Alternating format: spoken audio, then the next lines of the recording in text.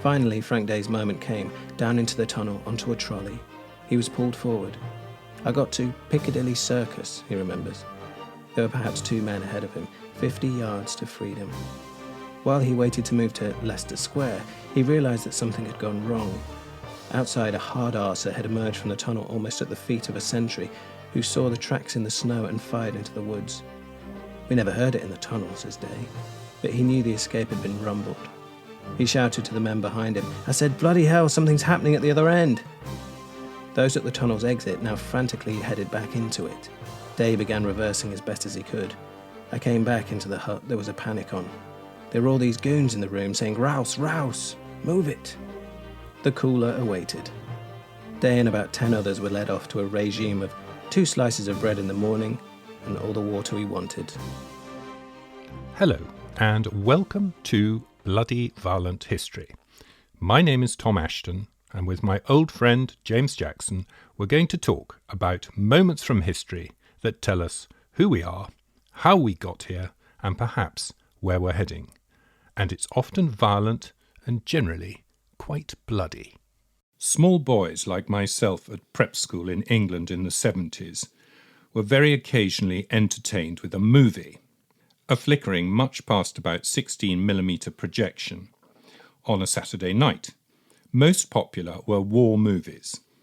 They were generally heroic epics, The Heroes of Telemark, 633 Squadron, The Cruel Sea, The Dambusters, and of course, The Great Escape. As part of the package, they generally came with a tub-thumping and memorable theme tune, something to whistle or hum in the days that followed to offset grey winter afternoons, bad food, and boredom. The Great Escape had one of the best tunes. Jamie, you're going to hate this.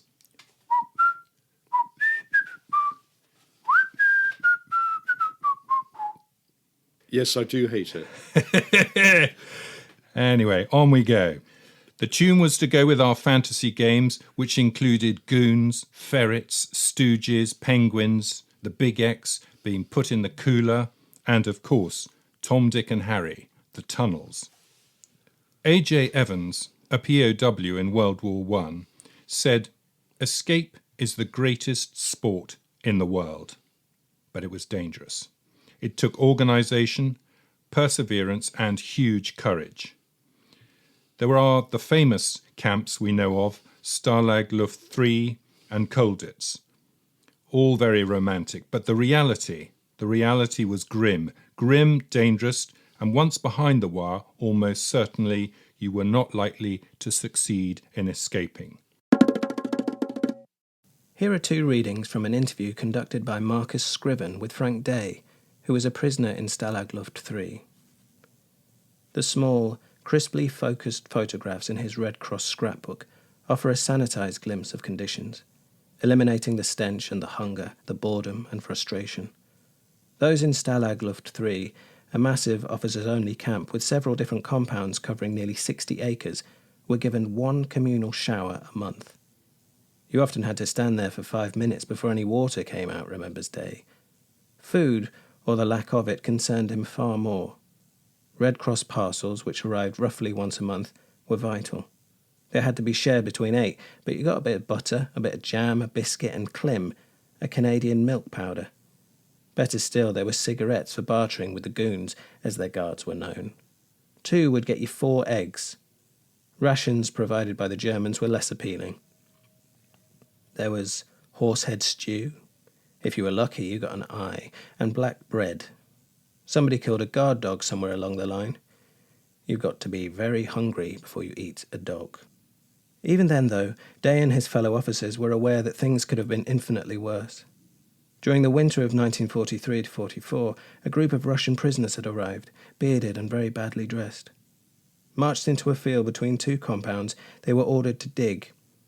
That's where they had to stay for the whole winter, in a hole in the ground. Potatoes were occasionally thrown to them by the goons. In the spring, they were finally allowed into the washhouse.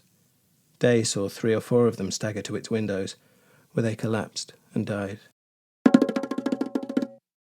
Jamie, let's start with inertia and the will to escape.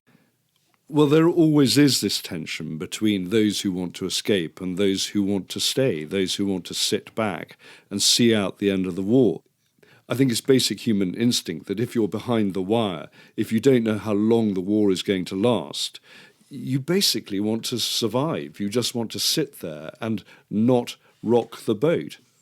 Quite a lot of the people who wanted to escape really got up the noses of those who wanted to just stay put, concentrate on self-improvement, concentrate on keeping alive and being fed. Yeah. And if you've got a situation where you're taking on board 1,100 to 1,500 calories a day and it's supplemented by Red Cross parcels, why would you want to move? Why would you want to go out and put all your energy into doing something that was unlikely to succeed? And one of the problems is that if you look at the RAF, there were about 10,000 Royal Air Force prisoners behind the wire in the Second World War. Of those, fewer than 30 actually made home runs. So it was a minority activity actually succeeding in getting back home. But on the other hand, it was also the duty of officers to try and get back home, that if they saw an opportunity, they were obliged to take it. And in military law, it was actually a court-martial offence, a possibility of being charged with desertion if you didn't take that opportunity. So a lot of those RAF officers certainly believed that as individuals, as fighter pilots, as bomber crew, it was their duty to get back.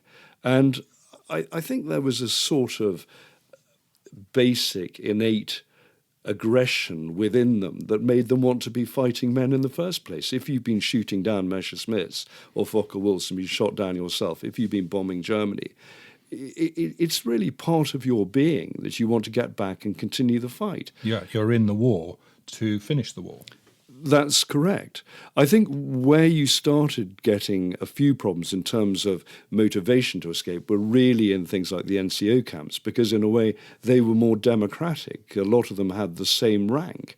So people had to take a vote. You didn't have to take a vote on the whole in a officer camp because you had a hierarchy. You had the organisation of escape committees and all of that sort of thing. You also had, among the men of the armed forces, and there were 170,000 of them as prisoners of war in Germany and around Germany during the Second World War. A lot of them were used as forced labour or to work on farms. And yes, they escaped. I mean, there were over 1,000 in the Second World War because they had the opportunity. They were outside the wire. But again, a lot of them, if they were being fed, if they were being looked after, or even if they weren't being looked after, if they were being starved and used as forced labour, the instinct to flee wasn't there. You know, they didn't have the structure around them that allowed them to get back home. Yeah, and jumping over the wire was just the start of many difficulties ahead. Yes, but as I said, it was really the duty of an officer to get back. And also it provided valuable intelligence, people getting out, even if they were caught. They would get to local train stations or they might get to the border before they were recaptured. So they would get a lot of information and feed it back. And escape was really an evolution throughout the war. You know, people became more experienced at it. If you take someone like Harry Wing's Day, he escaped 6 times, including the Great Escape from Stalag Luft 3. And then, for a 7th time, he actually managed to tunnel out of Sachsenhausen concentration camp. So you got these inveterate escapers who just absolutely wanted to get back home. And it was good for the morale of the camp to see people to get out. Yeah, and it provided a whole sort of industry of activity.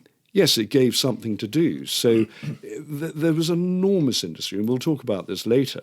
But you know, whether it was thieving or pickpocketing or getting one over the jerry, goon baiting as they called it, it was all part of the process, all part of getting through. And if you look at Stalag Luft 3, it's estimated that 2/3 of the prisoners were involved in escape activities. In Colditz, the entire 400 people there who were known as the Bad Boys, and it was known as the Bad Boys Camp, you know, all of them were engaged in some kind of escape activity. After the 9 p.m. appel, the roll call, they called it the night shift. They would just go on to the offensive. They would pick locks, they would go through the castle, start their tunnels, build their disguises, you name it. It was an absolute process, and they became extremely good at it. But by June 1944, there was no point in escaping. Yes. By the time the Allies landed, people thought, let's stay put. Why put lives at risk? And it actually became a command from the senior officers, from the escape organizations, don't start going out. And certainly after the 50 were killed, after the Great Escape in spring 1944, there was less impetus to get out. But, well, one would think that. But, of course, what happens? People start agitating, going, well, we still want to be focused on escape. So you started to get other tunnels being built. And people don't know much about Tunnel George, but that was built in the North Compound in Stalag Luft 3. It was built under the theatre. And, of course, the spoil from Tunnel Harry, from the Great Escape, that had been put under the seating, under the tiered seating of the auditorium of the theatre, which is a 350-seat theatre. But this Tunnel George was built under the stage. And what happened? The lovies, the amdrammers of the camp, really put up a fight against it. Well, it almost went on strike and tried to prevent it. They said, but it will ruin our production. What's the point? Now, steady on, Jamie. My mother's godfather was very much involved in the amdrams at Stalag 3. But the distraction when they were all trying to escape. Yes. I mean, the thing is that there were plenty of people who didn't want to get involved in an escape. And a lot of the people after the Great Escape, they didn't want to be shot because of the Kugel order from the Gestapo, which meant that people were going to be disappeared and executed, murdered. But also people didn't want to lose their bedboards to shore up a tunnel. When Tom, Dick and Harry were being built at Stalag Luft 3, everyone ended up sort of living in hammocks because the bedboards had been taken out from under their mattresses. There was a camp called Laufen, which was off Lag 7C, and just a basic tunnel there used 1,200 bedboards. So you can see the industry involved in that whole process. And there were still people who wanted to get out. There was another tunnel, actually, after 1944, after the spring 1944 Tunnel Harry. That was built on the football pitch, which was also used as a parade ground. Tunnel Margaret. That was Tunnel Margaret. Yeah. And that was the East Compound. And it was brilliant. Every time the Brits formed up in their ranks, in the middle of the ranks, someone was digging a tunnel. And they managed to dig it out under the wire, cover it up while they were playing football and people were underground digging. And then when they formed up again and were marched out, the people would come up in the middle of the ranks and be counted and march off again. And that was a tunnel, but it was never used. Again, after the June 1944 landings in Normandy, the impetus really ebbed away. And as I said, the senior command sort of put the kibosh on it. And what were the Germans thinking? What was their mindset while all this was going on? Well, we've talked about national stereotypes before, and I think one can make a lot of it, but there's no doubt that the Germans on the whole think, or certainly thought in those days, in a very linear fashion rather than a lateral fashion. They thought orders are orders, a locked door is a locked door, nothing can be going on behind that locked door, which is why at Colditz, the prisoners spent much of their time breaking into the German quarters. There was no lock that was left unpicked. And they started tunnels in all sorts of areas in the German section of the castle, including under the desk of the RSM. And that was one of the most successful escapes, actually. They dropped through the floor, got into the clothing store, dressed both as German soldiers and as Polish labourers, and just carried clothing out in boxes and got out from Colditz. And the Germans never quite got their heads around the sort of escape mentality of the prisoners. They couldn't deal with it at all. And in the same way that the British loved goon baiting, and they did it in every sense. They were water bombing them, they were dropping pebbles on the sentries, they were playing brass bands while the roll call was underway. School. Well, exactly, and it was sport. And if you go to places like Colditz, you can see exactly why they indulged in it. It was just something to do, something to give them focus. So to escape, it was your duty. If you did escape, you could gather intelligence. It was good for morale for everybody, and it was frustrating the German war effort. That was the sort of essence behind it. Yes, they desperately wanted to mess up the Germans, and they did that very successfully. I mean, at Colditz, they produced a fake body and used to put it down on a wire so it looked like someone escaping. The Germans would fire volley after volley at it. It would then drop, looking like a guy had been shot. And when the Germans rushed towards it, it would suddenly shoot up in the air again. Oh, my God, that's straight out of, if you ever saw Dame Edna Everage, you remember somebody used to fall out of one of the balcony seats halfway through the show, and they'd think, it was an accident and somebody had toppled headfirst out. I think it came from that. Well, it's classic music hall, isn't it? Yeah. And so this was going on all the time. The Germans really couldn't get their heads around it. And, we talk about escapes and prisoner of war, British and American and French and that sort of thing. But, I don't think we should forget that for many prisoners, certainly the Russians, for example, the Germans had a totally different attitude. Their attitude was a thing called Vernicht durch Arbeit, extermination through labour. And that applied both to the Jews and to the Slavs. And out of 5.7 million Russian prisoners of war, of those, 3 million died, and they were worked to death. And so a lot of prisoners of war from other nations didn't have the capacity, didn't have the opportunity to escape. And, so in a way, our prisoners were lucky. They had that option, even if they weren't always successful. Okay, we're going to move on now to wild and wacky plans versus the simple plan. Escaping, what did it take to escape? Well, it took imagination and it took courage, but it was always a sort of competition, really, between those who went for the simple approach and those who went for the quite sophisticated approach. And escape is the mother of invention. You basically improvise. You steal, you adapt, you change clothes, you disguise yourself. You do everything you can to get over the wire or under the wire. You can see some amazing plans coming through, and it was an evolution through the war. At Offlag 7C at Laufen, there was an attempt to basically short the lights and knock them out and see how long they stayed out for before people got over the wire. And so someone put razor blades on a broomstick and went and severed the wire, and that worked.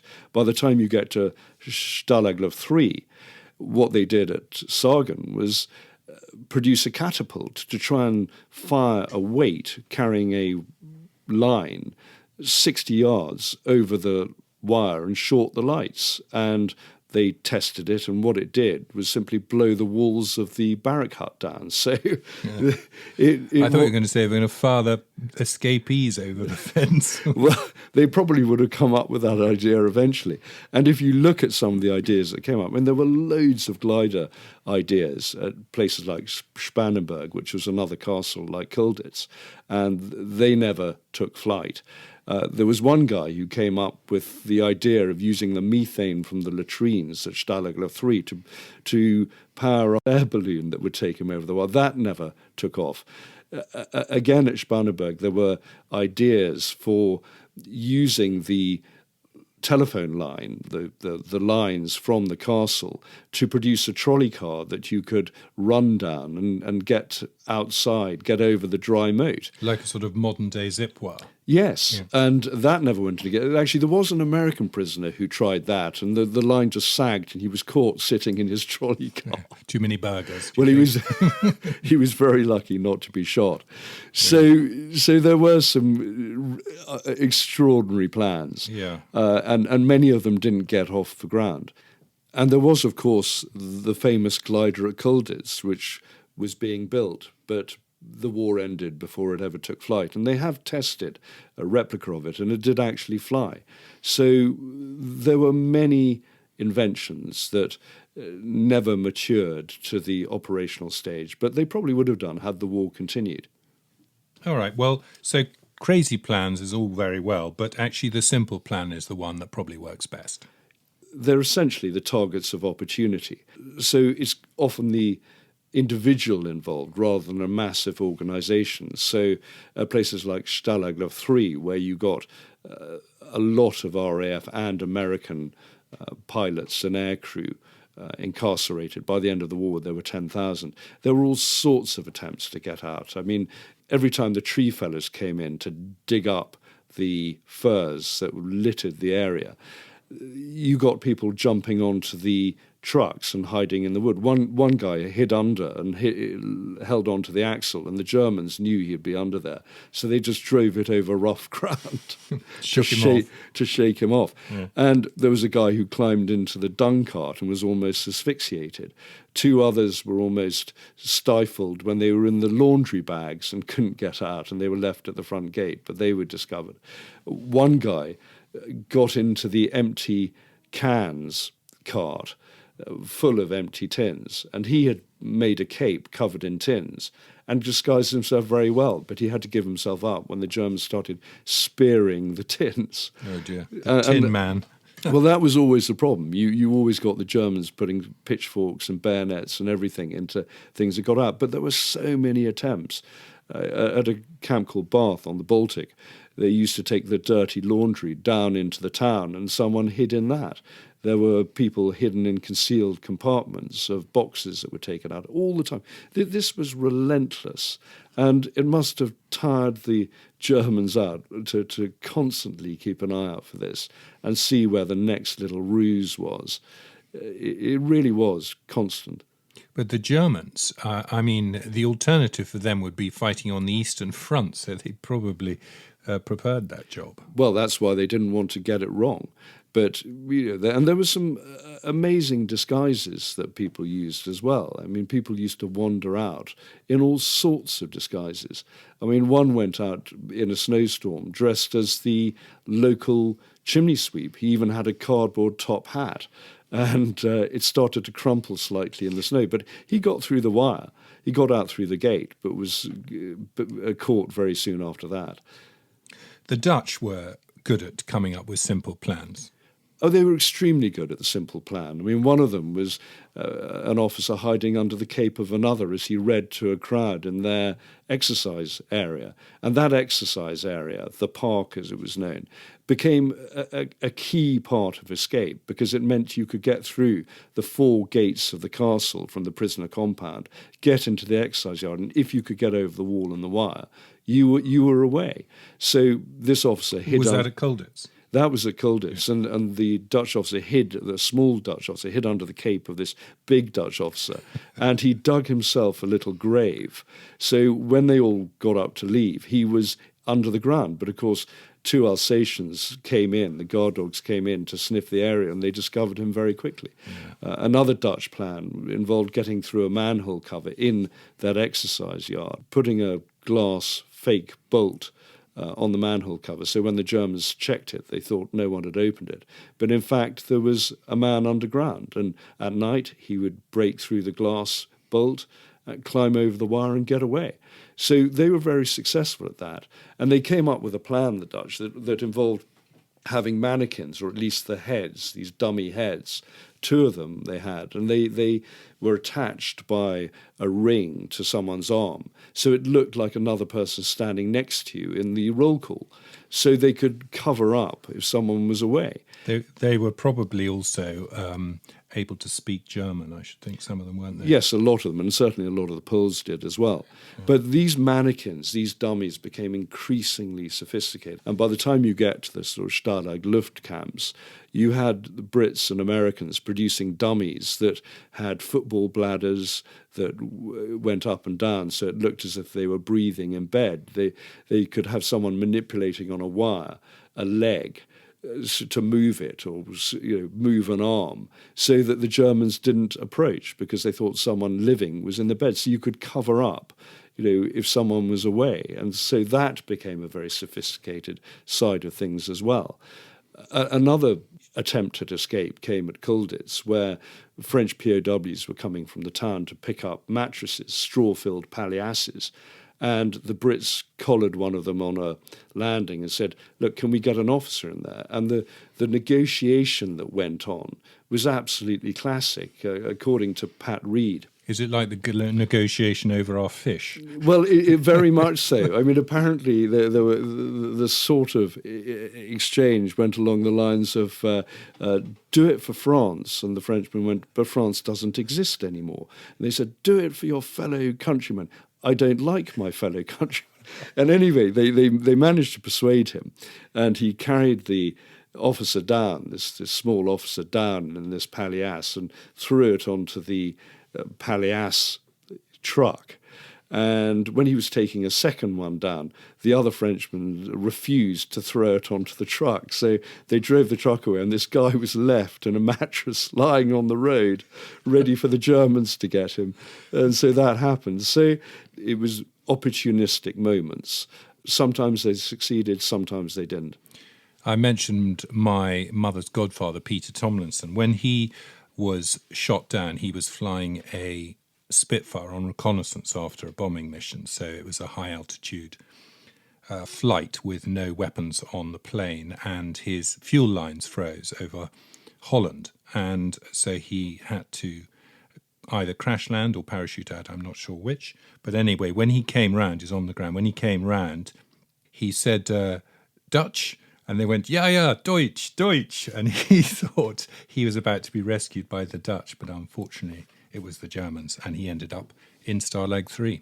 Well, it is the British mastery of languages, isn't it? We are good at that. It's you and your French all over again. Don't complain about my French. It's very refined. My favourite escape attempt has really got to be the cross-dressers, because they really make me laugh. And the best of those was really some British officer who was in a sick bay, and he spotted a nurse's cap and cape on the back of the door. So he put them on, thinking, I am going to be a nurse. And so he went out, strode out, confident that he'd get quite far. But what he had overlooked was, firstly, that he had a large bushy moustache, and secondly, he was wearing flying boots. So talk about Emily, the unconvincing transvestite. He gets the prize. Yes, and I believe a French officer also decided to impersonate a German Fraulein. Oh, that was a very famous case, because he had spent a year getting supplies from his wife back in France, and he had the whole caboodle, and the British and others were in a group heading for the exercise ground. Suddenly, this stunning Fraulein walked past. She was extremely disdainful, totally ignored the cat calls, the wolf whistles, the lewd suggestions, and she was wearing a hat, and she was in her silk stockings and her high-heeled shoes, tottering along, heading for the castle. And she dropped her watch, and a British officer, being a perfect gent, ran after her, or tried to run after her, saying, she's dropped her watch, and the guard grabbed the watch and ran after himself. When he addressed this Fraulein, she turned round, and I think the blonde wig must have slipped, because she was promptly discovered. Oh, dear. One of the least convincing ones was actually Pat Reed himself, and he recounts this in the Colditz story, because before Colditz, he was at Laufen at 7C, which was actually the Archbishop of Salzburg's palace, where Mozart used to compose and play many of his compositions. It had been turned into a prisoner of war camp. But anyway, Pat Reed was really among the first successful tunnellers in POW history in the Second World War, because in 1940 he managed to tunnel out, and he decided to dress as a woman with his food bags basically as his chest, with a homemade blouse and skirt, and with a scarf tied round his head. And he was doing pretty well. He was getting through a town. No one paid him much attention, but then this little girl came out and just stared at him with her mouth open and then ran off, traumatised. So was he? Yes, I'm looking at his picture. He looked like a small, pretty girl. Yeah, well, there you go. That's why he didn't get very far. Yes. So I don't think he'd have a job in a review, basically. Yes. So Actually, that reminds me of the one of the reviews at Colditz called Ballet Nonsense, where these heavily mustachioed men were all wearing paper ballet tutus and doing pliés and things on stage. But I guess you had to make your own entertainment in those days and in those circumstances. So that's the cross-dressing out of the way. But there were so many attempts, and one of the things that people did was go for the simple ones, which was dressing as a ferret, dressing as one of the Germans who used to come into the camps with a screwdriver and a torch to try and find out where the tunnels were. And they were always on patrol in these camps. They were So these were what, German NCOs whose specific job was to find tunnels and escaping prisoners? Yes, and quite often they would hide in the roofs or underwoods. And there was one ferret who once dug up through a tunnel and found himself trapped in a secret compartment. The POWs who couldn't get out. So there was all this going on. And so there were several attempts where POWs would dress as ferrets because it was a simple outfit to make. Where it became more sophisticated, more of a challenge, was producing and tailoring German uniforms, be they officers or men. And there were so many attempts along those lines, and some of them were totally ingenious. And some of them had full kit. I mean, they had full webbing, they had proper holsters, because there were many corrupt Germans who would sell them the holsters for cigarettes and chocolate. Otherwise, holsters and webbing were made out of linoleum. There was a whole industry going on at the time. Okay, talk us through some of the attempts at impersonating Germans. Well, that was constant, and my favourite actually was at the Bath camp near the Baltic, where the guards used to come in every night to pull down the shutters on the barrack huts, and two Brits simply came from different barrack huts dressed as German soldiers, and they fell in behind the other guards as they headed out. But one of the guards tried to engage in conversation, and the Brit could only go, "Ja, nein." And so he was discovered very quickly, but his accomplice had to be one of the guards who rounded him up and were marching him towards the cooler for a bit of solitary. And an officer came out and did a count and said, "But hang on, you've still got one too many." At which point the guards started arguing amongst each other on who was an imposter. And there was almost a punch-up. So anyway, the second escapee was discovered as well. But it just showed how difficult it was for the Germans to control these POWs and to try and spot an imposter or an impersonator. And if they were caught, what would happen to them, the prisoners? Oh, they would be put in the cooler for a particular length. It depends how far they got. It depends how pissed off the commandant was, how much trouble they had put the guards to.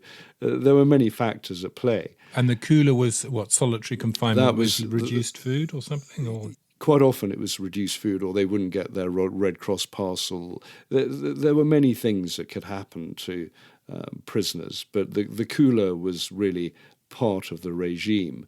And a lot of people spent most of their time in the cooler for all their escape attempts. Another brilliant attempt, and made very famous, really, as part of the Colditz story, was Mike Sinclair, who was an inveterate escaper, and he did not like being banged up inside Colditz. He and two colleagues lured themselves, again from the German section, onto the terrace. Sinclair was disguised as the sergeant major. He was nicknamed Franz Josef because he looked like the emperor, with whiskers and was big beard.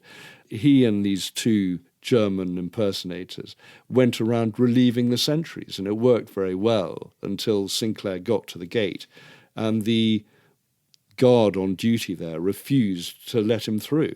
There was no plan B, so Sinclair just started shouting at him, and this brought all the other guards over, and there was a scuffle. There was huge commotion, and it ended up actually with Sinclair being shot in the chest. He survived, but a year later he was actually killed while jumping the wire, and it was an absolute tragedy. He was the only fatality in all the time at Colditz, and he was buried with full military honours. But we'll come to that story. But the Franz Josef story was legendary in Colditz, and it almost worked. In another camp, there was a very simple escape attempt where two guards would march a group of prisoners out to watch football or to do exercise. And on one occasion, there was a Brit at the front of the group, and as they turned at right angles and the two guards at the back couldn't see what was happening, this guy took off his coat, threw it over a hedge, and he was in a German uniform underneath. He put on a cap, and he just marched back the other way, past the two guards, and they simply thought he was a German officer minding his own business. So he actually got quite far, but was caught eventually. But it just showed the sort of ingenuity and the thought that went into it. And it took certain observation, it took improvisation, and it took a certain amount of chutzpah and devotion to the cause of escape. Many of the elements of escape and evasion in World War II hold truth today. Here are some extracts from the Counter-Terrorist Handbook by Jamie Jackson. Clothing. You may have little choice in this, especially if you've just escaped from captivity. If you get the chance, change into local clothing that allows you to blend in and avoids making you look like a stranger on the run. If necessary, steal. Alternatively, improvise low-visibility garb by cutting old sacking into pieces to create a coat or leggings. Equipment. Again, your options may be limited. Improvise where you can. Ensure that any heavy items can be quickly dropped in an emergency. Keep all essential small items in your pockets or around your neck. If in a group, divide equipment and rations up between everyone. Wherever possible, and however rough the detail, each member should carry some kind of map. Moving through an inhabited area. Where you cannot avoid being seen, put on a bold front. Do not appear furtive, as this arouses suspicion. If possible, assume a fictitious role or identity. Carry a spade, axe, or other item of equipment. Never stop on your line of march. Your aim is to put distance between yourself and your pursuers. The greater the distance, the harder it will be for them to track you. The longer it will take for them to catch up, the wider the area they will have to search. Keep moving. If you must stop to get your bearings, to drink, or to read a map or compass, move off into cover. Halting on a track or line of march or at any form of junction is highly inadvisable. You will present a standing target to anyone lying in wait or creeping up behind. Lowering your profile applies as much to evasion techniques as it does to basic counter-terrorist security measures. They would be often wearing 3 sets of clothing because they had their sort of prison garb, their officer's uniform, and then underneath their civilians. Is that how it works? That's absolutely right. And some of them look slightly overweight. And they would be trying to carry suitcases and other things that made them look like civilians out in Germany. So there was one escape attempt. Again, they relied on lack of communication among the Germans or a change of guard, and they would slip under the net at that particular moment. In Stalag Luft 3, the prisoners pretended that they had discovered lice. And the one thing the Germans were terrified of was a typhus outbreak because it could have infected the surrounding area, and that would have been a catastrophe. So they basically introduced a delousing program. So what happened? There were several British dressed as Germans, as officers and soldiers. They had another group of officers behind to engage the guards at the gate and make sure they didn't look, too closely at the Germans who had passed through just before. Over 24 Brits marched out to freedom. They didn't last very long. They got into the woods and then the alarm went up, but at least they got out through the wire. And that was the sort of attempt that was quite common in these camps. The famous escape attempt by Airy Neve was a success, and probably one of the reasons it worked was because he was a German speaker. Yes, if you were a German speaker, it always helped. And it's quite interesting that in any of the large-scale escape attempts, it was German speakers who were really at the forefront because they had the most chance of escape. And so they tended to get the best papers, for example, the best forgeries. And Airy Neve and his companion got through the floor of the theatre at Colditz, basically let themselves down, lured themselves into the German officers' mess. And rather than making a run for it, they stood around chatting in German, putting on their gloves, and they were in full greatcoats and full uniform. As they went out, the guards saluted, and Erinieve was free. So starting from the German side of the camp, as I said, was always the best place, was always the way to go, because it was so much more complex trying to dig tunnels from the prison section. Now we're going to move on to fence jumpers and wire cutters. Obviously, anyone who's seen The Great Escape has seen Steve McQueen attempting to jump the wire on his motorbike, but that was not what happened in this case. No, and you needed serious raw courage to cut through a fence or try and climb it, because that was open season for the goons, for the German sentries to fire at you and try and kill you. In any camp, you basically had a warning wire about 30 feet inside the main perimeter fence. And at places like Stalag Luft 3, there were 2 10-foot fences. So there was a lot of wire to get through, a lot of distracting that had to be done to allow you to get to that point. One of the most famous ones was at Colditz, when a French officer, Lebrun, basically vaulted one of his companions. They were doing leapfrog and athletics in the exercise ground beyond the castle walls. 2 of his companions cupped their hands and made a stirrup for him and propelled him into the air, and he vaulted over a 9-foot fence and got away. Later, he broke his back in Spain because the Spanish imprisoned him, and he tried to escape from that, and he fell and damaged his spine and never fully recovered from it. But at least he got away, and it was an incredible escape. There was another escape in Stalag Luft 3, where an American member of the Eagle Squadron and a Brit decided that there was a blind spot in the wire, that they had checked the goon boxes. And this, again, took extraordinary courage. What they did is they got everyone in the camp to provide diversions for those in the sentry boxes and the goon boxes. You had a boxing match going on, you had someone kicking a football over into the no man's land and calling to the sentry to allow him to go and get it, and that happened several times. You had someone playing the accordion, you had someone playing a cornet. These 2 guys got to the wire, cut it, pegged it back, and got through, got out. But they were later recaptured. But it was a very brave attempt. The third example was Mike Sinclair, who you mentioned before. He was shot in the chest, but he had recovered from that Franz Josef episode. He just couldn't stick being in Colditz, and he tried to climb the fence, and he was smashed in the head with the rifle butt of a guard, but kept on running, kept on climbing, and ran, and he was shot, and the bullet ricocheted off his elbow, entered his heart, and he was killed. So that was a really tragic case, but it just showed how desperate some people were to get out. They couldn't go on in that confined environment. The tunnels that are famous are these long tunnels like Tom, Dick and Harry, but there were moles as well, digging short tunnels.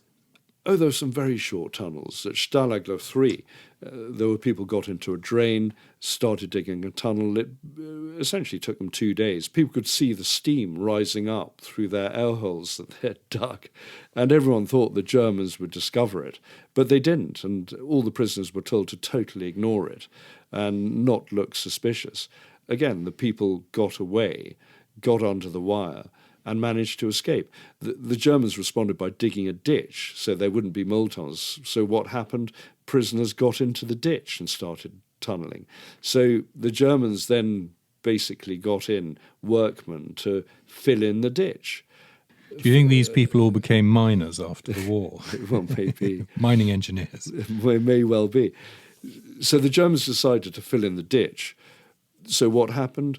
You then got the next tranche of escape attempts because some Brits turned up. They got shovels from people working in the gardening area. They started digging tunnels to try and get through that ditch. They didn't get very far. Well, they were pretending to be workmen. They were pretending to be workmen or gardeners with their shovels, and they saw the real gardener or workman approaching, so they retreated back to the garden where they had pinched the shovels from these guys working there. It turned out that the people working in the garden were working on their own escape attempt and trying to get rid of the sand from a tunnel.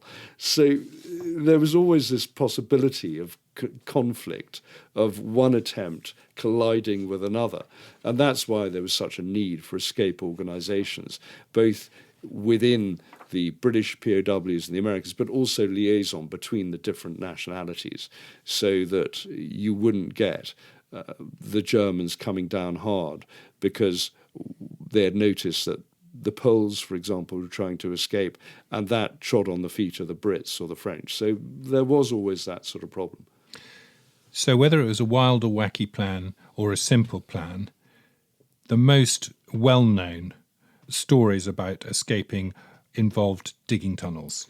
Yes, and there were hundreds of them. I mean, at Bath alone, on the Baltic, there were over 50 tunnels being dug in a 2-year period. There were another 50 the following 2 years. So it was going on all the time. At Schuben, there were another 50 tunnels. There were tunnels going on all the time at Stalag Luft 3 until Roger Bushell turned up in the North Compound and said, right, we're going to just concentrate on 3 top tunnels. And so Tom, Dick and Harry became the ones that were developed and dug. And because it was sand at Stalag... It was before that it was a bit of a free-for-all, was it? Everybody having a go, doing whatever they wanted. There was a bit of a free-for-all. I mean, there were 40 tunnels being dug at any one time in the East Compound before the Brits were moved to the North Compound. So a bit more order was introduced.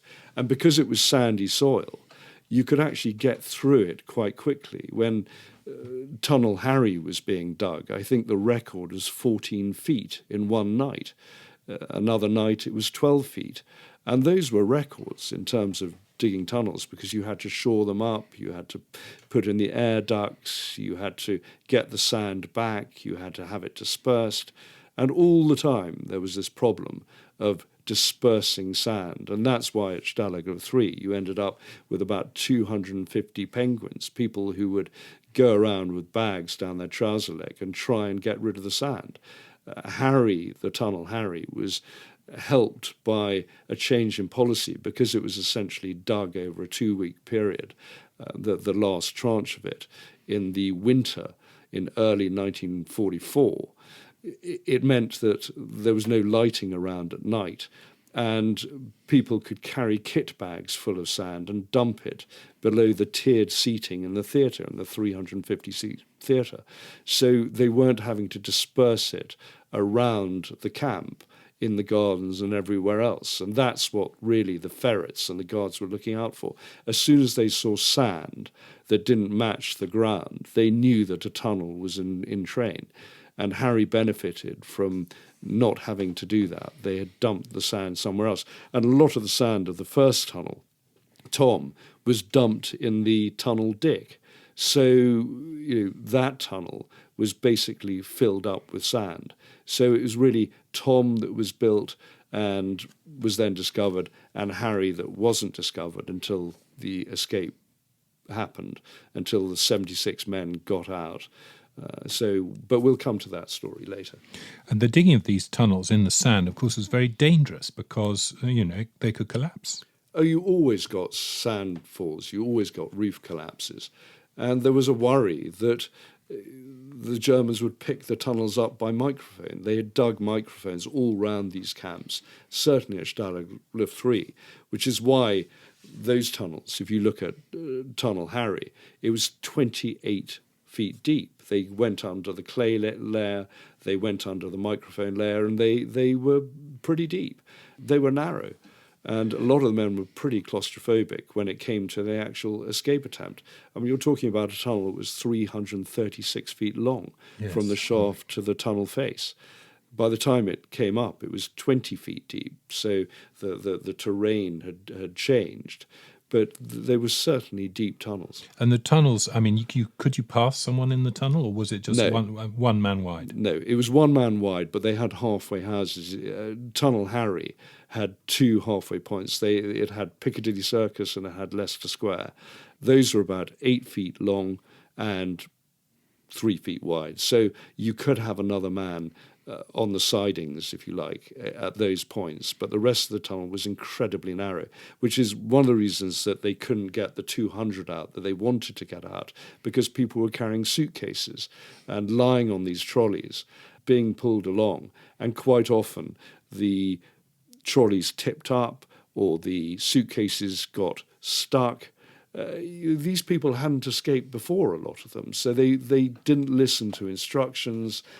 Trying to get all those men to actually obey what they had been told was very difficult indeed. In the Great Escape, 76 famously got out, but there were other escape attempts where large numbers escaped. Off Lag 7B, for instance. Yes, that was in Bavaria, and 65 got out from there. I think it was 1943, wasn't it? They dug a tunnel from the latrine out beyond the wire and came up in a hen coop. So you could emerge anywhere, and sometimes it was a bit hit and miss. When Tunnel Harry was dug and those guys got out at Stalag Luft 3, they came up 10 feet shy of the edge of the fir woods. And one of the problems with Stalag Luft 3 is that they kept on bringing Russian workers in that were cutting back the forest in order to make more compounds, which is why by the time the war ends, Stalag Luft 3 had grown from containing 2,000 prisoners, containing 10,000 prisoners. They just added compounds, and it kept on interrupting the tunnelling effort because you didn't know which direction to aim your tunnel. You'd end up in another camp. Yes, Tom, Dick and Harry, 2 of the tunnels, the first 2 headed west, and Harry headed north. You were basically choosing parts of the camp, one where you thought the Germans wouldn't investigate, and 2, that you thought there wouldn't be another camp springing up in the near future. Okay, so it was all very well to have an idea to escape, but you had to have an organisation to make it work. Tell us, Jamie, how it was organised. Well, key to everything, and I think the priority of any escape is really security, and that can't be stressed enough. It's amazing how much the Germans could pick up from having a ferret loiter by an open window. So people started becoming extremely careful in what they said. Everything was given a code name. The forgers at Stalag Luft 3 were called Dean and Dawson, which was named after a travel agent in London, a famous travel agent. Security ensured that people weren't doing anything daft. People weren't doing things that might give the bigger picture away. And so there was this constant battle to try and provide blind alleys for the Germans, sometimes to dig fake tunnels to divert them. It was a big industry. So they were really key to the whole thing actually getting off the ground. And they've probably never been given the accolade that they should get, because none of those tunnels, none of those attempts would have succeeded without very tight security. And it's like all these things in any kind of war, that the one man sitting in his trench at the front line is backed up by a huge number of other people doing things that without which he wouldn't be able to succeed. I mean, you have, for instance, the escape intelligence section, who would deal with all the trains and travel restrictions, passes, borders, and the local area. How on earth did they find out all this information? Well, a lot of that came from prisoners who were recaptured and brought back. And we've said this before, but it's really an evolutionary process that people wised up to it. And all the escapers involved in the Great Escape, for example, Stalag Luft 3, had escaped before. All the people in Colditz, the bad boys, they were all put there because they had relentlessly pursued escape attempts. So once it became an industry, once there was more focus and organisation, there was a lot of ingenuity. And we're talking about guys who were technically adept. I mean, the Royal Air Force had some of the best technicians, some of the best innovators in the business. And so when it came to everything from mechanicals to carpentry to metalwork to producing air systems for the tunnels, forging, you had this great repository of talent from the RAF that were in the camps, and people signed up to their specialisation, and it began from there. And intelligence was so critical. There was no point getting out if you couldn't get further than a mile. So you had to know what were the Germans wearing, what were the permits that were required, what were the train times. Did you ask for food in a station? Could you get food in a station without a voucher? All these things had to be known. Just knowing basics such as how long could you stay in a German hotel before the police started investigating, and that was actually 3 days. That was critical to a successful escape for getting people as far as they could to the border. And there were people who had skied before the war, who knew the Swiss border, and so they provided the intelligence. This all fed into the intelligence organization. And as the tunnels developed, there would be briefings to those involved, those who were going to get out. And the briefings started weeks beforehand. And there were German classes, there were orientation classes, behavioural classes. I mean, people really put an effort into it. And it was an industry, and it was highly successful. And where were they trying to escape to? What were the general views of which was the best place to head for? Well, people tried all sorts of things. I mean, the Czech border at Stalag 3 was only 50, 60 miles away. From Colditz, Switzerland was about 400 miles away. Berlin from places like Stalag 3 were about 100 miles away, but obviously they didn't want to head there. So it evolved during the war. Some people went to Switzerland, headed for Switzerland at the start of the war, but towards the end of the war, they were heading for the west to places like Denmark or France. A lot of people headed for Danzig, for the Baltic ports, trying to get to Sweden. And actually there was an RAF officer, Buckley, who was key to the whole process of developing this escape organisation with people like Wings Day and Roger Bushell. And he and a Dutchman got to the Danzig area, got into a canoe and started paddling because they wanted to get the 3 miles across to Sweden. But the Dutchman's body turned up and Buckley was never found, and they think that they might have been hit by a ship. So no one knows. There was always a risk in those sort of operations, but no one went the same route. If you had 4 or 6 people getting out, and they tended to use a buddy system, so you went in pairs, because once you were beyond the wire, if you were on your own, it was very difficult keeping your spirits and morale up. It was better if you had someone there to caution you against doing something stupid, to caution you against going over a bridge that was probably guarded by a sentry, or going into a hotel which might be watched. So they always went in teams of 2, and none of them went the same way. They tended by the end of the war to go in disparate directions and choose different directions. It's always been said that in the local Sargon station near Stalag 3 during the Great Escape, everyone was wearing such amazing clothes that they ended up looking like currants in a pudding because they were so obvious by their fantastic clothing. So and their cheap-looking suitcases. Yes, it was quite often noted that their cheap-looking suitcases really stood out because, of course, they were usually made from cardboard. And Eri Neve, of course, his German uniform when he got out of Colditz, the leggings were made from cardboard. So cardboard was extremely important. And people turned their hands to everything. We've talked about security and intelligence, but every other industry was involved. Principally the forgers, Dean and Dawson.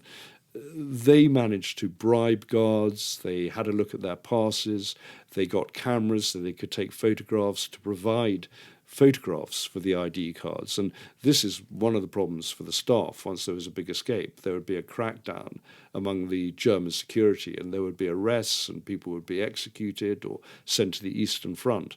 And it was a complete no-no getting photographic material to the prisoners.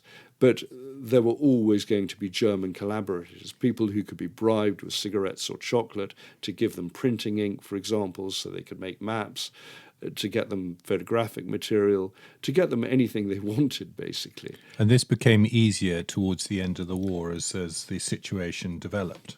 yes, as German morale plummeted, you tended to get people who were far more likely to turn against the Nazis, or at least be more considerate to the prisoners.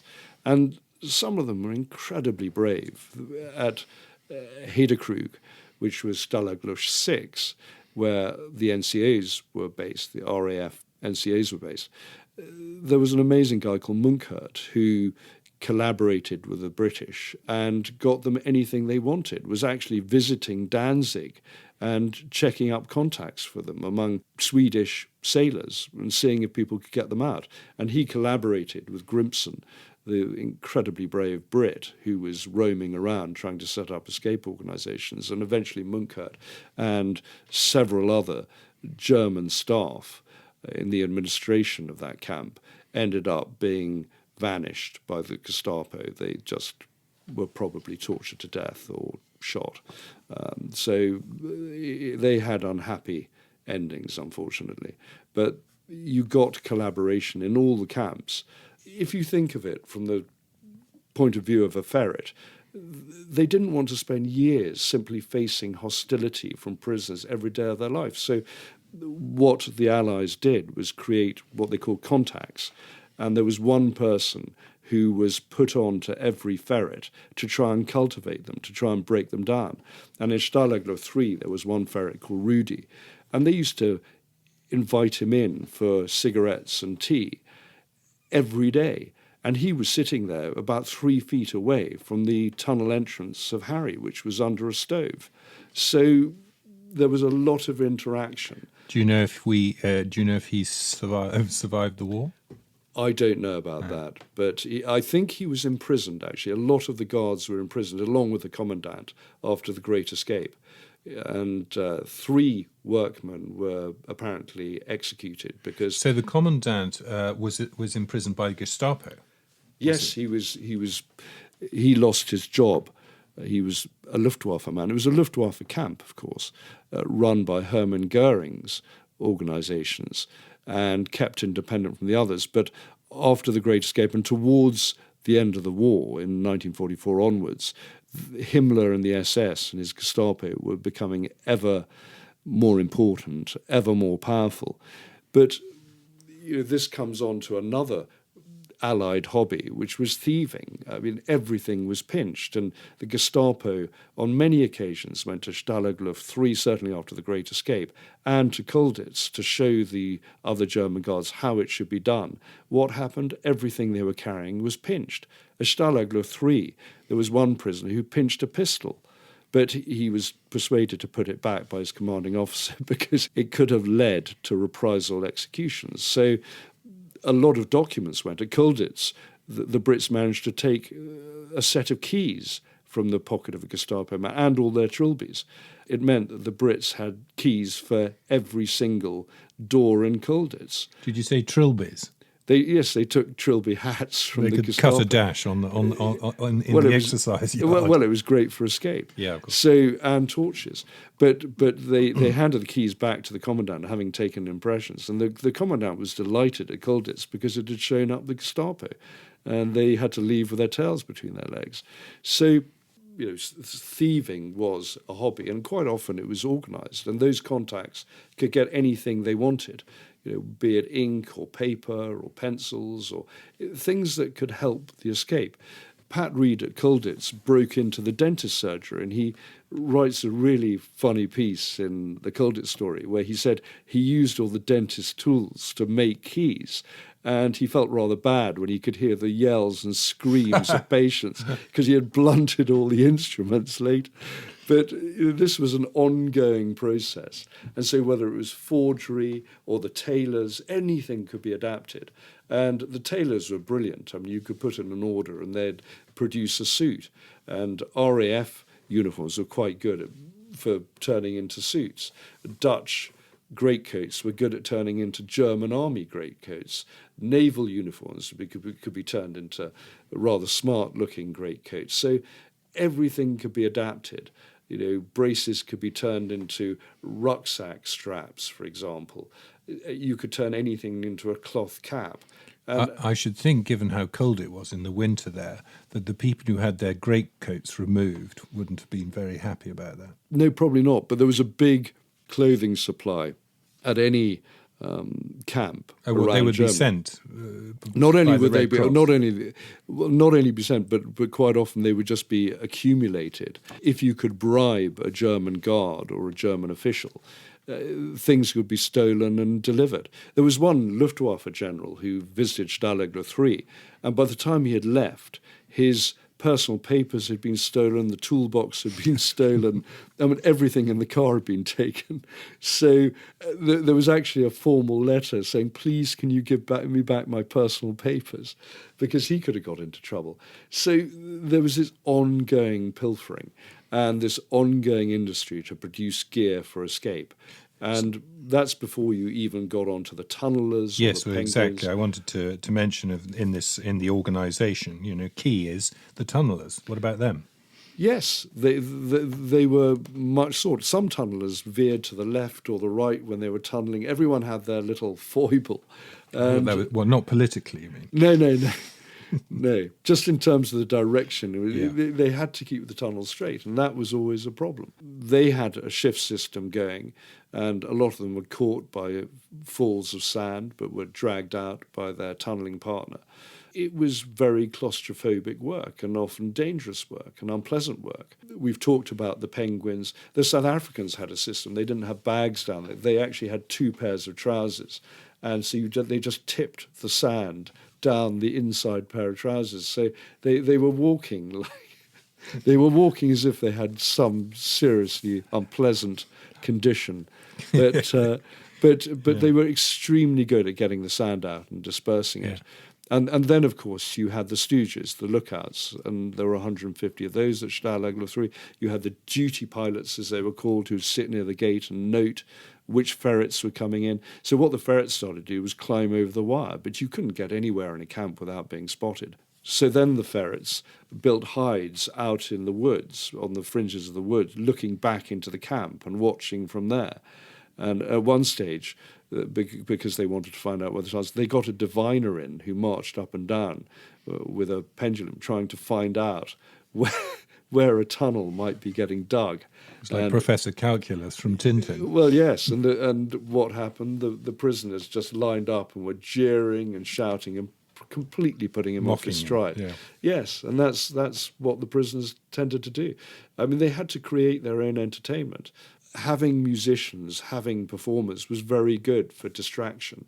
At one stage, in 1944, Christmas 1944, the prisoners of Stalag Luft 3 managed to put on an entire production of The Messiah, complete with an 80-man choir and a full orchestra. So there was a lot going on.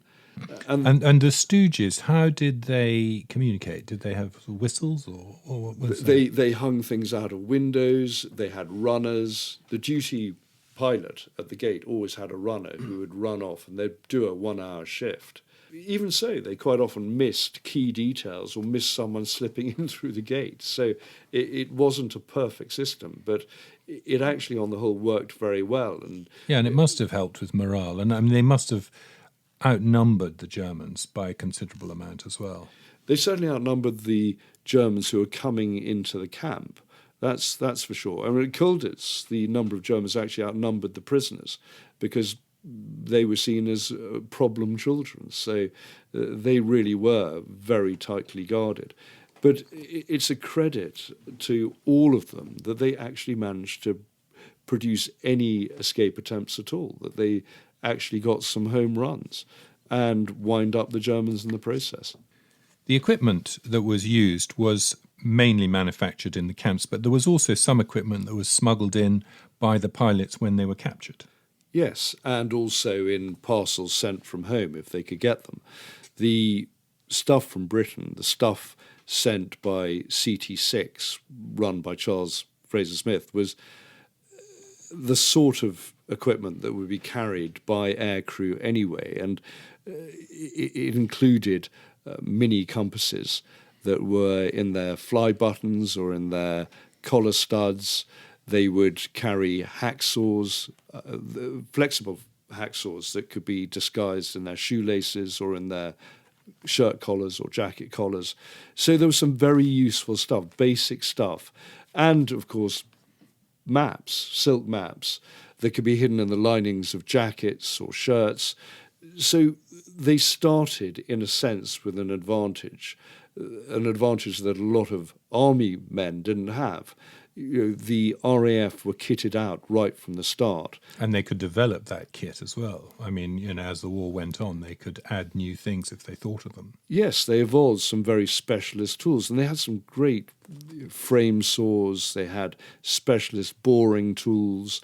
They managed to fix up lighting systems. We've talked about the cable being stolen from the Germans and being used to light Tunnel Harry.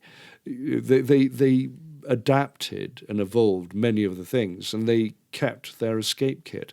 And they were trying to get into the mindset of being escapers. They had to know the information outside, but they also had to have a mindset that meant they wouldn't be caught out. There was a moment that Pat Reed was escaping, and he got out. But near the Swiss border, he bought his train tickets and turned around and went, "Hank, I've got the tickets," in English in front of the Germans there. But they actually managed to get away with it. And there's that scene in The Great Escape where a German talks to him in English, and he, one of the characters, I think it was Gordon Jackson, wasn't it, replied in English and gave himself away. And that was always happening.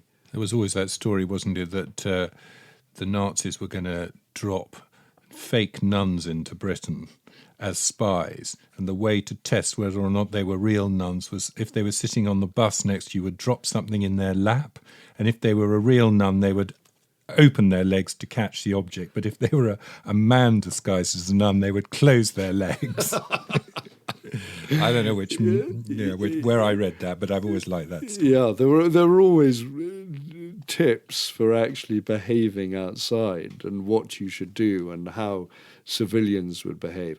But the kit was critical, whether it was made in the camp or smuggled in by MI9, the escape organisation, and provided by CT6. So, yeah, the kit was there, and the kit was important. But a compass was probably the most important thing of all. I've got my grandfather's escape. Well, it wouldn't be his escape map, but I found an escape map in his military chest, which is a really beautiful sort of silk handkerchief. It's actually, I framed it and stuck it on the wall. But the detail of the Reich Autobahn and all the other roads and so on throughout the whole of Germany on this one piece of silk is phenomenal. And a lot of the escapers actually carried 3 maps. Quite often they were the larger scale ones, and then as you got towards the border area, they could use ones that were 1 mile to an inch. So they were very detailed, and they would reproduce them using gelatin, using mimeographs. You'd get gelatin blocks, boil them up, turn them into a gelatin surface, and then ink a map out, put it on the jelly, and then you could print 20 to 40 more maps from that printer, from that rudimentary printer. So again, it was another bit of escape kit. And tobacco tins had wire in that could be used for making the rungs of ladders, rope ladders to get out. So all this kit was coming in, and it was being adapted.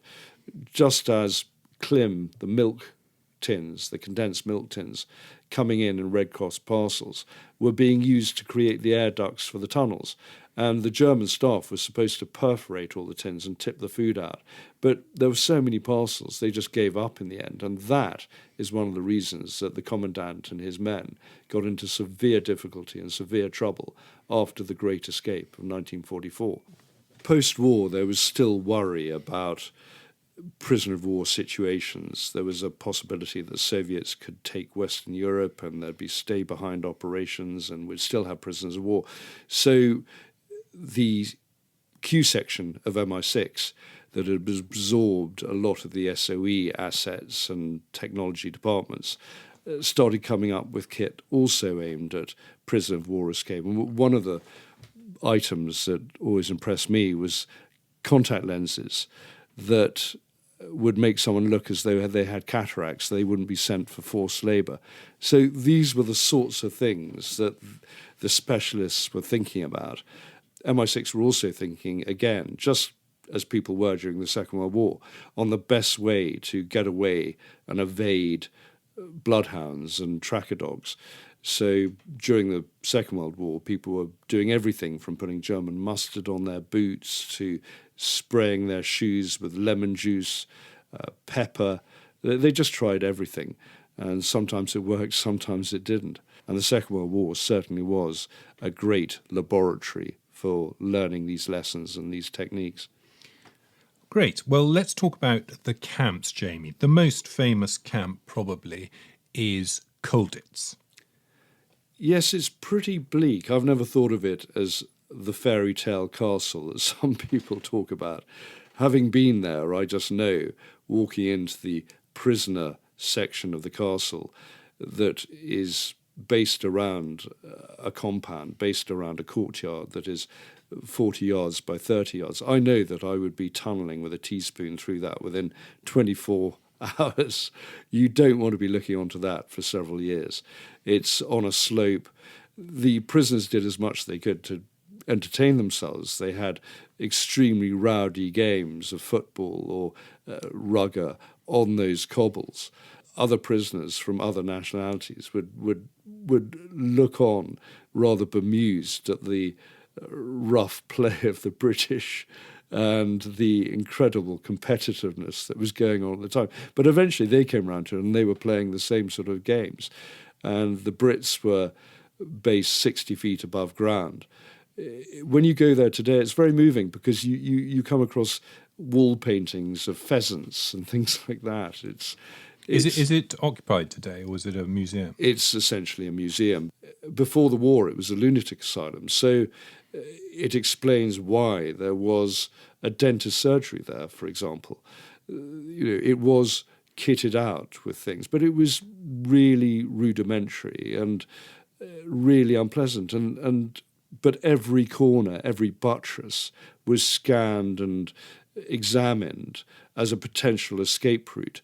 Even in the solitary confinement, even in the cooler dungeon, there was a little terrace where the prisoner could exercise. And one prisoner leapt off that terrace, clung onto the barred window below and to the side, and then dropped about 30 feet down to the ground and made his escape from there. So there was one British tunnel that started several stories up above the courtyard and went down a buttress, went down the inside of a buttress. And it was eventually discovered by the Germans. The French started a tunnel from a clock tower and went 100 feet down from there. And if you go there today, you can find tunnel entrances that were in the chapel. It's extraordinary. It was a very porous castle, even though the Germans thought it was escape-proof. And nothing ultimately is escape-proof when prisoners have time on their hands and want to get away. I mean, it is a very long way from the border, though. It's a long way from the border. It's about 400 miles from the Swiss border. And that's why the people who got out really had to be the best at their game. And that's why there weren't many successful escapes. The Brits, I think, had 3. Barder ended up there, didn't he? Yes, he did. They confiscated his legs because he made several attempts to escape. He was never going to get away with prosthetic limbs, particularly the tin legs of that generation. It made fast going very difficult, and you'd stand out in a crowd.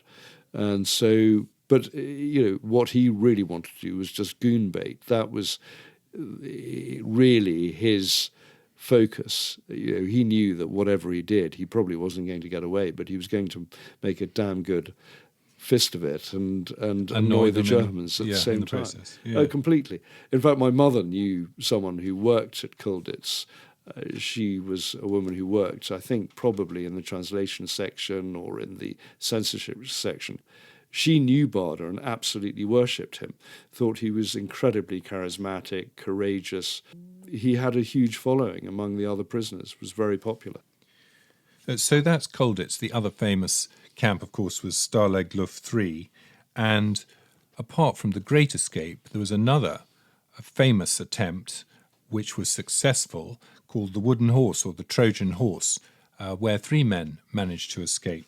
And I have to mention my mum's godfather again, because he was in that camp in charge of the distractions when they made their escape.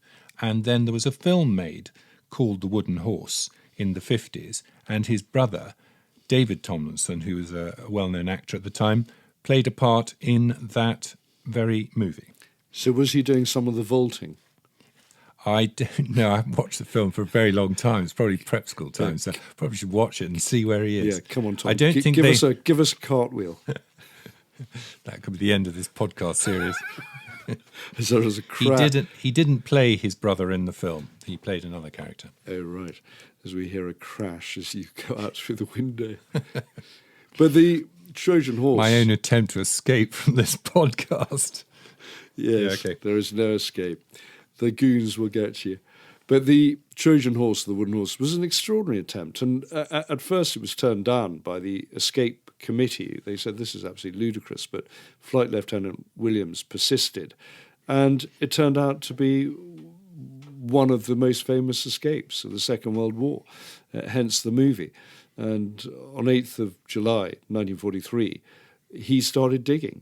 And what had happened, they had constructed a vaulting horse out of crates and bits of wood. It was carried to its location by 4 other POWs who were lifting it with poles. And it had to look as if it was really light, even though it was carrying 1 or 2 tunnellers inside it, including Williams.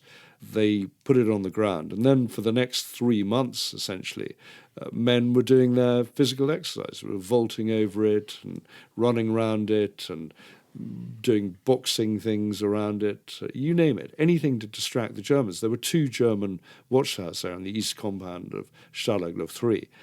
And Williams and his companions essentially tunnelled 100 feet under the wire. They suffered terribly for it. I mean, the tunnel was only shored up with wood for the first few feet. It was 2 feet underground. The shaft itself was 3 feet underground. It was only 18 inches square. So it was a very narrow passage to get along. There were no clim tins this time, like the Great Escape tunnels, because this was very rudimentary. It was more like a mole tunnel. There were no air passages pushed through to the surface above. So they suffered terribly. Williams was very ill as a result and almost didn't make the escape because his health suffered. But come early October 1943, they managed to break out at night and they made home runs. So it was a spectacular success. Extract 2. By about 2:30 a.m., the delays had taken their toll. Escapees 101 to 200 were told to stand down, but Day and more than 40 others continued to wait. Finally, Frank Day's moment came, down into the tunnel, onto a trolley. He was pulled forward. I got to Piccadilly Circus, he remembers. There were perhaps 2 men ahead of him, 50 yards to freedom. While he waited to move to Leicester Square, he realised that something had gone wrong. Outside, a hard-arser had emerged from the tunnel almost at the feet of a sentry, who saw the tracks in the snow and fired into the woods. We never heard it in the tunnel, says Day, but he knew the escape had been rumbled. He shouted to the men behind him, I said, bloody hell, something's happening at the other end. Those at the tunnel's exit now frantically headed back into it. Day began reversing as best as he could. I came back into the hut. There was a panic on. There were all these goons in the room saying, Rouse, Rouse, move it. The cooler awaited. Day and about 10 others were led off to a regime of 2 slices of bread in the morning and all the water we wanted. And they made it, unlike most of the men, the prisoners of war, in the Great Escape in 1944, who were mostly shot. Yes, 50 of them were shot, as an example. Apparently what happened, Hitler broke into a total rage. Keitel was there, his chief of staff, also known as La Keitel in German, or Lickspittel, because he had his tongue so firmly up the backside of the Führer. And Goering was there, and Himmler was there. And as we discussed earlier, the strength, the power of the SS, of Himmler, was growing. Goering's authority was diminishing. So taking a more extreme approach, killing the prisoners, was something that Himmler was quite capable and willing to do, to make an example. And the Germans were terrified at the time, certainly by 1944, of mass insurrection, mass mutiny among the forced labourers in Germany. And there were millions of them. And given that 12 of the POWs who escaped down Tunnel Harry were heading for the Czech border, it was thought that they were going to link up with the Czech resistance. So there was definitely this underlying worry among the Germans, and they wanted to deal with it. They wanted to put an end to these escape attempts. Had the people the year before been caught, probably nothing would have happened. They would have been put in the cooler. But by 1944, the atmosphere had changed. The environment was altered. And Hitler insisted that there were going to be murders, there were going to be killings, retribution. Goering argued that not all the 73 who were recaptured out of the 76 who got out should be killed, that half or more than half should be killed, but not all of them. And that's exactly what happened. So the process was done. The ones who were going to be killed, usually the ones without children actually, were chosen. Ironically enough, the SS man who chose the names ended up being killed himself during an internal feud within his organisation and was executed. Yes, so, that was after the attempted assassination of Hitler. Yes, so there were all sorts of repercussions. What happened was that the prisoners were assembled and they were taken out in batches and murdered by the Gestapo. Some were told what was going to happen to them, and there was a very moving eyewitness account by a Gestapo man who said that they showed no emotion at all. They took it in their stride. Another batch were allowed to get out of the vehicles, were told to relieve themselves, have a pit stop on the way, and they spotted the body of one of their comrades who had been taken out in a car earlier, lying in the field. So they made a run for it and were all shot in the back. And they were cremated. Ultimately, their belongings and their ashes were sent back to Stalag Luft 3. And it was known immediately, really, among the British POWs that they had been executed, firstly because of the round number of 50, and secondly because not a single one was wounded. They were all killed. And they had orders not to put up a resistance when they were rearrested. It was a policy among POW escapees that they weren't going to resist arrest. So it was ludicrous for the Germans to claim that they had resisted arrest, and no one believed it at all. It was immediately known that they hadn't done that. And they were pursued, the Gestapo officers, after the war, taken to war crimes, and a number of them were hanged. Yes, they were rigorously pursued. I mean, there were 25,000 interviews among the internment camps, among the Gestapo and SS, and 18 were hanged. More were killed by the Russians and the Poles and the Czechs who got hold of some of the people involved. But 28 vanished, well over 24 vanished, and were never caught. But we've said this before, that the denazification, the pursuit of Nazi war criminals was pretty sporadic and haphazard. But then Europe was in chaos and Europe wanted to move on. Once the Allies were landed in Europe and making their way towards Germany, what happened to these prisoners in these camps? Well, there were also the Russians coming from the east, so Germany was slowly being impinged upon, and no one quite knew what was going to happen. They weren't sure whether the Russians would get to them first, whether they would be evacuated. But what the Germans did was essentially evacuate the camps and send people on forced marches through those terrible snows in 44, late 44, early 1945. Stalag Luft 3, people were sent on these forced marches, and other camps in other concentration camps and labour camps. They were called death marches because so many died. At E715 near Auschwitz III, the British POWs were walking for 3 days over the corpses of Jewish prisoners who had been evacuated from their labour camp.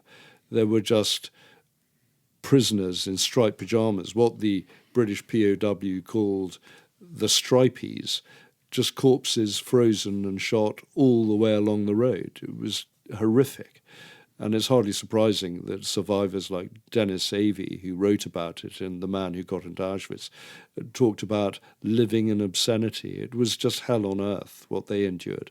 No one knew, certainly back in Britain, what was going to happen to the prisoners who were on these westward marches from camps like Hedekrug and the camp at Stalag Luft 3, for example. They were all sent on these marches, and they were already incredibly hungry. By that stage, food was really down to its basics. Germany was on the brink of collapse, and it was chaos. And there were moments when the column was attacked. There were Royal Navy officers who were killed by a mosquito that came in low and attacked the rear of the column. So this was going on all the time, and they were very lucky eventually, the different groups who had been evacuated, to get to safety. The war petered out, Germany surrendered, and those prisoners were saved and flown back to Britain. At one stage, the ones who were under Soviet control didn't know whether they would become pawns in the ongoing political game and wouldn't be sent back. But they were flown back in the end, but they had a very rough time. I have to finish, I'm afraid, the story of my mum's godfather, because he was, of course, involved in that himself. And in that terrible march, he said he did describe it as appalling. They had 1 or 2 blankets between 3 of them. And when they were allowed to rest, they had to lie as 3 of them, and the one in the middle was warming up while the 2 on the outside tried to keep the middle one warm. And they managed to survive this march in very poor condition. And eventually he found himself back in England on a train to High Wycombe, Bomber Command headquarters. And he got out at the station, and having been my grandfather's ADC in 39-40, he wasn't sure if he'd even be remembered. So he rang up the headquarters and said, "Can I speak to Arthur Harris, or can I speak to the CNC?" The phone was put straight through to my grandfather, who picked it up and said hello. And he said, "Hello, sir, it's Peter." "Peter who?" "Peter Tomlinson." And he said, "Where have you been? I've had a plane on standby ever since I heard that you were all going to be sent back here." He said, "Well, I'm at the station." And so he sent his Bentley down to the station to pick him up and brought him back to his home and cooked him a boiled egg. You probably missed that. And in the morning, my mum, who was a little girl, went in to see this mysterious man who was her godfather. He wasn't in his bed. And she searched the bedroom, and she found him asleep on the floor. And he said to her, this little face looking down at him, he said, "Yeah, I was so excited to get into this lovely bed, but I couldn't sleep in it. It was too soft. I had to sleep on the floor." And didn't he write in the visitor book?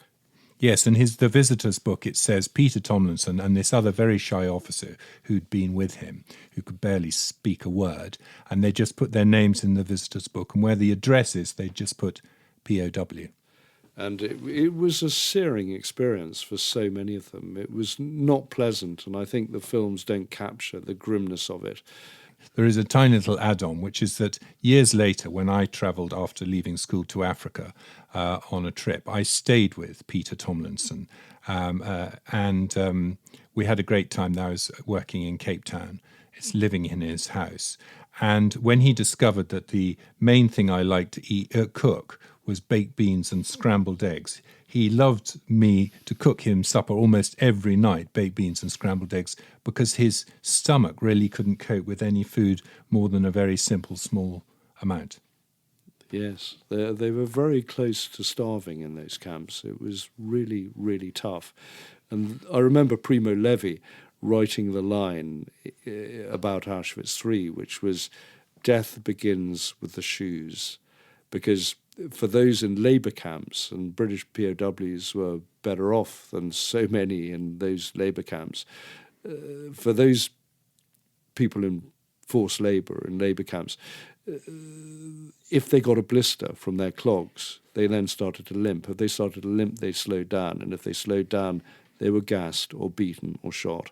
So it's worth remembering that many others had it even harder.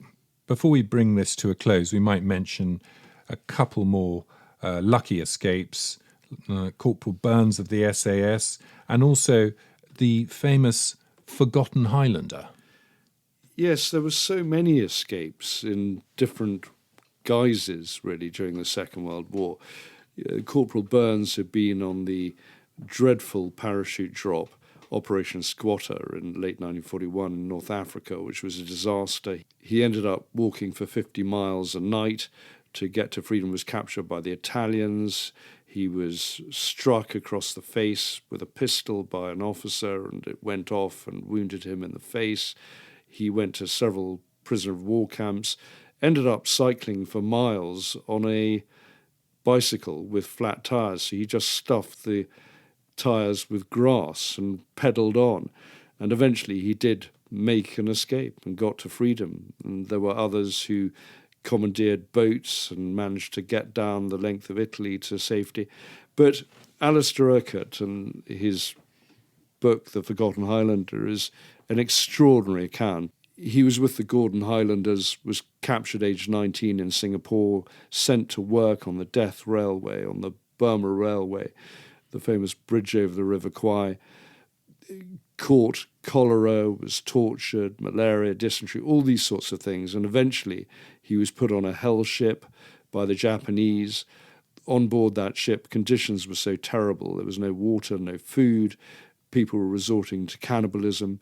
It was torpedoed. He floated in the water for 5 days with no food or water, being sunburnt, was picked up again, was torpedoed again, was found on an atoll, was handed over to the Japanese, was sent to Nagasaki, worked down a coal mine, and he was in Nagasaki when the atomic bomb was dropped, and he survived that as well. One of the more poignant stories within the overall tale of the Forgotten Highlander was of a kid in the prisoner of war camp called Freddie, who was essentially the gopher. He stole food from the Japanese, kept the prisoners cheerful, tried to get provisions from anywhere he could. After the war, he used to ring Urquhart every day and was obviously in a parlous state and used to say, well, in the camp I was somebody, and out here I'm nobody. And age 19, he died from drink. It just goes to show that so many never really fully escaped what they had got through during the war. And I think this boy Freddie really is symbolic of that of how incredibly harrowing the conditions were for so many prisoners, whether it was in Germany or whether it was in the Far East. It was remarkable how many of the men who did survive the camps, like Alistair Urquhart, despite everything that happened to him, they managed to live quite a long time afterwards, and he in fact died in October 2016, aged 97. But I must also mention one more escape before we get to our PS. That's Winston Churchill in the Burr War. It's a famous event, it's well documented, but having discussed all of this now and how difficult it was to escape, especially when you were behind the wire, it is quite remarkable, given his remarkable life, that he managed to achieve this as well as all those other things. I mean, it was the Burr War, so it was 1899 in South Africa. On Wednesday, the 15th of November, 1899, he was on a patrol with an armoured train. He was both a soldier and a reporter. The train was ambushed. It was well known by the General Botha what was going on. It wasn't being accompanied by any cavalry, so it was an easy target. Rocks were put on the track and the train was derailed. Winston Churchill acted bravely and was under fire for about 90 minutes. He managed to organise the escape of about 50 survivors, but he himself was captured. He was lucky not to be shot as a spy, but at the time he was captured, he was unarmed. He'd left his gun in the engine of the train. And he claimed he was a journalist and he should be released. But Jan Smuts, who was assessing who he was and what he was up to, assessed him as a combatant and sent him to the State Model School prison in Pretoria. He hated being locked up, like so many of these men. He actually said he hated it more than any other period in his life. So on Tuesday, the 12th of December, 1899, he climbed over the wall of the latrine railings, and then he made his escape. There were two others that were meant to escape with him, but they didn't come over the wall. He walked through Pretoria at night, planning to cross to the Portuguese East African state, which is now known as Mozambique, 300 miles away. He had no kit, no compass, nothing. But he set his direction by following the stars of Orion, which he'd followed the previous year when he was lost in the desert in North Africa, and he needed to get to the Nile. He got on a train which went in the wrong direction, and he had an uncomfortable encounter with a vulture. But after wandering about and being driven by extreme hunger, he eventually knocked on the door, and luckily knocked on the door of a John Howard, who was a mining engineer but a Brit. He took him in, hid him in his cellar for 3 days, and some others helped him. Then they stowed him on a coal truck to Lorenzo Marx. I think this story demonstrates how fortunate Winston Churchill was. He had a magnificent guardian angel, but he managed to achieve something that very few people manage to achieve when they're a prisoner. Jamie, the PS. Lucky escapes. Yes, we do have a postscript, Tom. And we're going back to the First World War because there's some incredible aerial escapes. And the first one is Captain Louis Strange. He was flying a Martinsyde S1 aircraft. Back then, there was no interrupter gear available, which would allow a pilot to fire a machine gun through a propeller.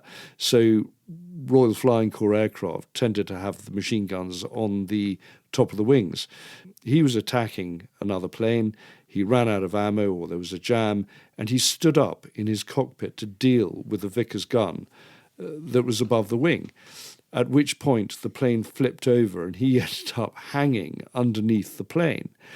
The plane went into a dive. That allowed him to get his foot back into the cockpit, so he nudged the stick to the right. The plane flipped back over. He crashed back into the cockpit, the open cockpit, obviously, and managed to crush the wicker seat. So he then had to get the pieces of wicker from under the rudder pedals and managed to do so just before the plane was crashing, and it leveled out at treetop height, essentially, and he managed to land it, but was then bollocked by his commanding officer for damaging the plane. So that was an extremely lucky escape from the Great War. There was another fellow called Captain Headley who was flying in a two-seater with his pilot, Lieutenant Jimmy Makepeace. He was in a Bristol fighter over France in 1918. And he was, Makepeace put the plane into a steep dive, and Headley, as the story goes, fell out. He claims he fell 700 feet before landing back on the tail of the plane and crawling back into the cockpit as it came out of a dive. I wonder if the pilot even noticed. It is the wacky races, isn't it? Yes. It's straight out of a cartoon. It's incredible. But World War II came up with its own extraordinary aerial escapes and acrobatics, and there are 3 known cases where RAF aircrew fell out of aircraft and managed to survive, even though they weren't wearing a parachute. One sergeant managed to fall 18,000 feet into a snowdrift. Another member of a bomber that was shot down dropped out of the aircraft with a parachute, was heading for certain death, but collided with someone from his own plane.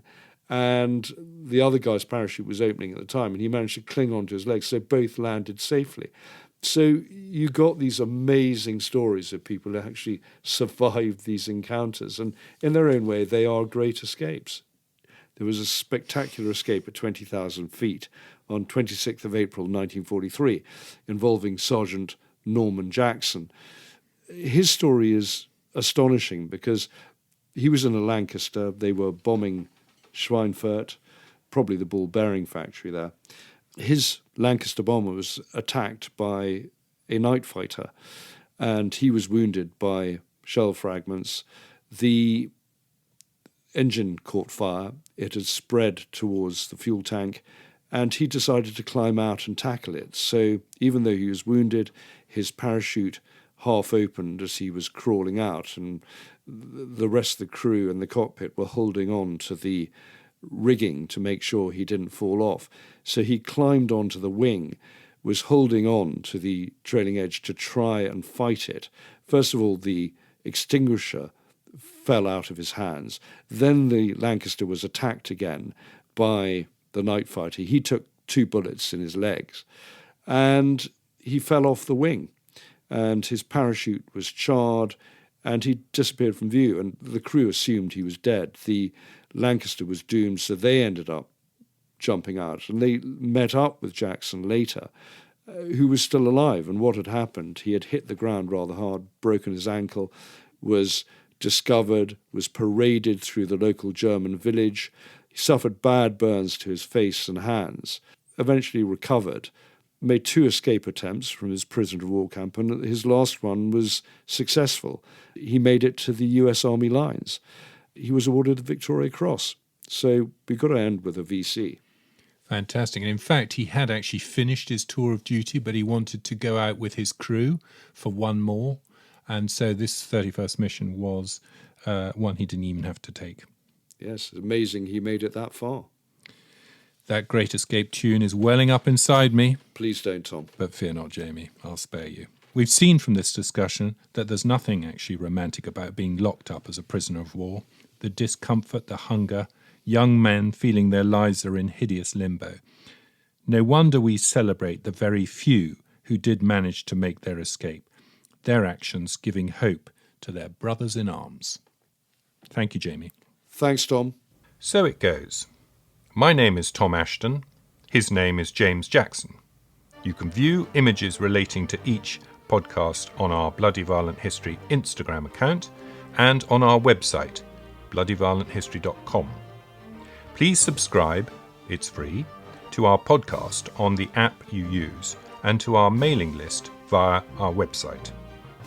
This is very important as it boosts our rankings in the podcast charts. Thank you and good luck.